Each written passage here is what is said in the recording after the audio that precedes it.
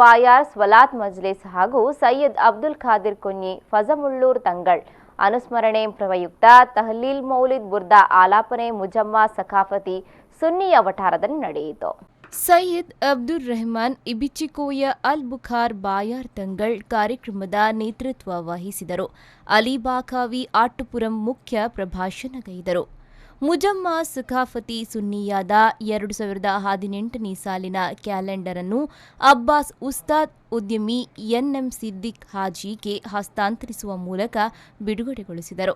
ಖಲೀಲುಲ್ಲಾಹ್ ಇಬ್ರಾಹಿಂ ಅಲೈಹಿಸ್ಸಲಾತು ವಸ್ಸಲಾಮ್, ರೂಹುಲ್ಲಾಹ್ ಈಸಾ, ಕಲೀಮುಲ್ಲಾಹ್ ಮೂಸಾ ಅಲೈಹಿಸ್ಸಲಾತು ವಸ್ಸಲಾಮ್ തുടങ്ങിയ 25ഓളം വരുന്ന അമ്പിയാക്കളുടെ ബഹുമാനം പരിശുദ്ധ ഖുർആൻ പരാമർശിച്ചിട്ടില്ലേ?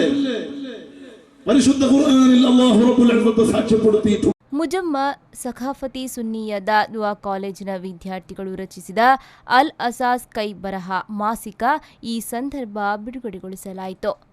ಸ್ವಲಾತ್ ಮಜ್ಲಿಸ್ನಲ್ಲಿ ಕರ್ನಾಟಕ, ಕೇರಳ ಸೇರಿದಂತೆ ಹಲವು ರಾಜ್ಯದ ಸಾವಿರಾರು ಜನರು ಭಾಗವಹಿಸಿದ್ದರು.